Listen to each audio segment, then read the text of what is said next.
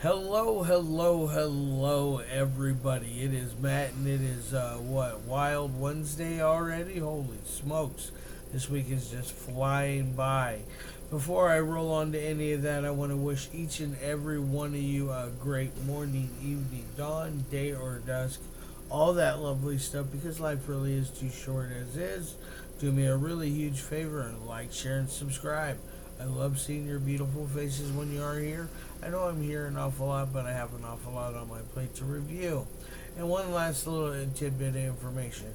Check out the description box. I give you a bigger bite of every single movie of every single day. Such as today, I give you a brief synopsis, starring cast, director, runtime of the cut I am watching. I could not find you a link for a trailer or a link for watching this one for free yet. It was made back in 2018, has not had an official release as of yet. So I got lucky to get a chance to check this out. This is from director Kieran Johnston, one of my favorite. I would put him in my top five of modern UK directors. He's part of the crew with Martin Payne, Robin Adams, and of course Jason Impey. So he definitely has surrounded himself with a powerful group of filmmakers, which all of them just absolutely amazing. Nothing I can say negative about any of them. Now, what is today's movie called? Today's movie is called Hoyt. It is a kind of a I don't know if I'd say experimental, but it is definitely not your normal breakdown of a film. It's very different. Like I said, this came out, or it has a 2018 recording date. Runs at an hour and 1 minute. It says an hour and five on IMDb. That is incorrect, or at least compared to the version I saw, which is I believe going to be the ultimate, like the final cut of it. It's starring our good friend Martin W. Payne, Jack Slender, and Bryan Edwards. Like I said, directed by Kieran Johnston. Just a powerful cast and everything. What exactly is Hoyt about? Well, Hoyt is about a man who is suffering from lots of different mental illnesses, from PTSD to depression to schizophrenia. It is quite a powerful ride.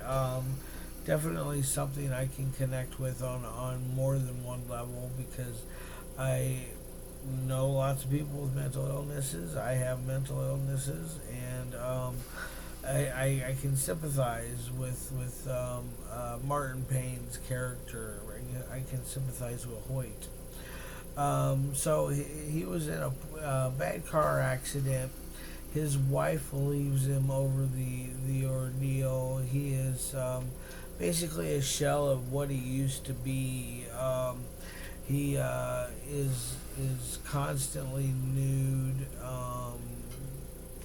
seeing these demonic figures that are doing horrible things to him physically, emotionally, and then of course sexually, because this has got a lot of I would say highly sexualized stuff. It's got a lot of man on man love. If that bothers you, then you're not gonna like this. It doesn't bother me. I'm aware of my own sexuality, so it is what it is. I looked at it as a piece of artwork, like what it is. It's a piece of art, and it's done really well. It does get a little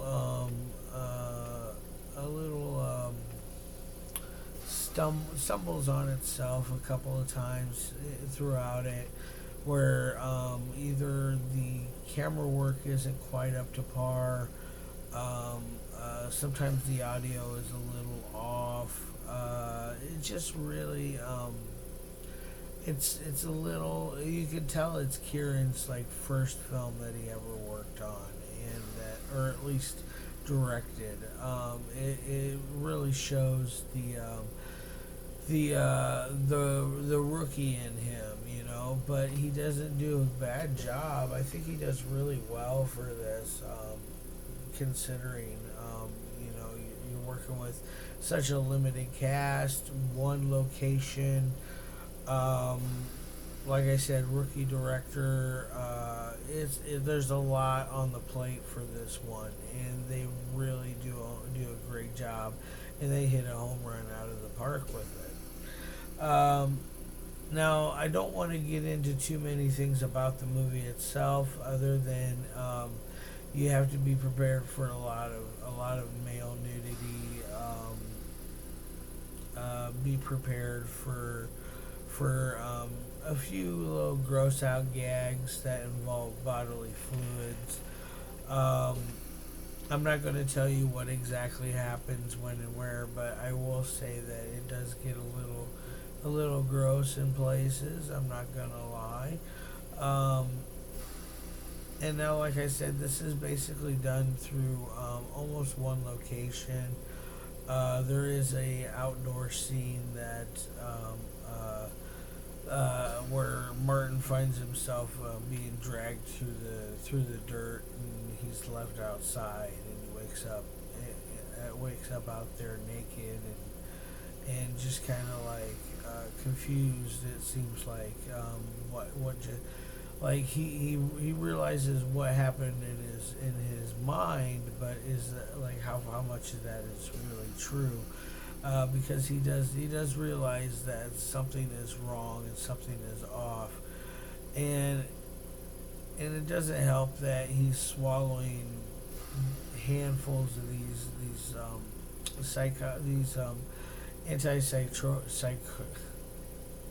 antipsychopath type medications. He's just chomping these things down by the handful, and that's not going to help you anymore either.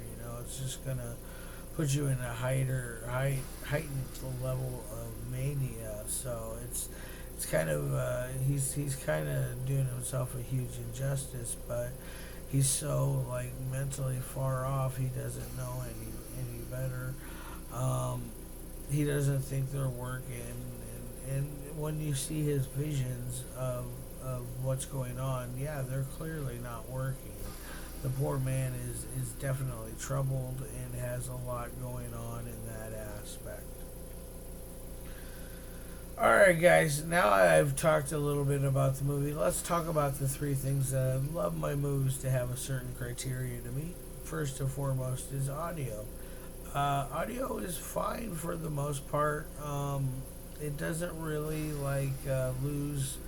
lose its effect at all, or doesn't get muffled or anything of that nature. I think it's cleaned up really well. I think that the audio is probably about as clean as it's going to ever be. It doesn't get any negative aspects to that. I think it's done rather well. I'm going to give it an A on that end. But then we roll on to B, the second thing, the dialogue.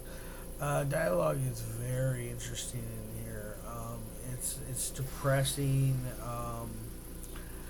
It makes you feel bad for Hoyt and what he's going through, and everything in between. It's just a real good film all the way around.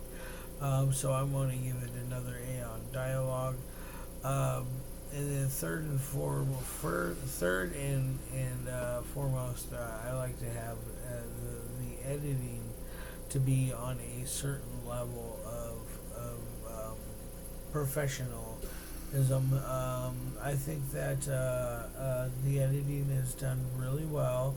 I would have probably shaved off a couple seconds here and there.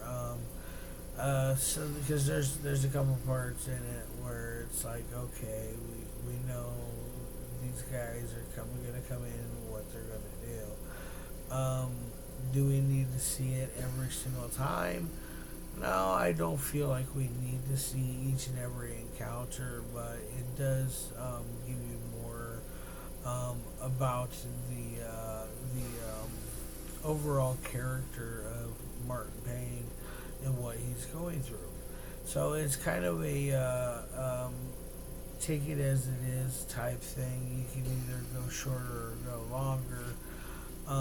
I wouldn't have went any longer than the hour and 1 minute, or I online listed hour and 5 minutes. I think an hour and 5 minutes would have been like probably a little too much. I think that I just want the 1 hour and then a minute, including credits. Um, I think that's the good, perfect runtime for this. It doesn't overstay its welcome. It continuously does good work throughout it. Now it's not Kieran's best work by all means, but that's only because he was still fresh and new to the game. So I'm not going to be too harsh on it. So on the editing, I'm going to give it a B there. I think it's edited together good enough that it keeps an okay pace. Doesn't really bog down on the pacing or its momentum. It does keep a nice steady forward momentum going with the pace. So I wouldn't say it's a bad thing. So anyways, we're gonna give that one a B. I've already talked about the third thing. Now on to my final score of 1 through 5. This is going to be a 3.5 out of 5. I think it's a good start for Kieran. I think that lots of you, if you get the opportunity to check this out, it's well worth it. Maybe getting in contact with Kieran, maybe he can hook you up with the copy. I don't know. Either way, I think this is a fun watch. Very depressing though. Very, very, very well made for a rookie film. Alright, guys, love your faces, and as always,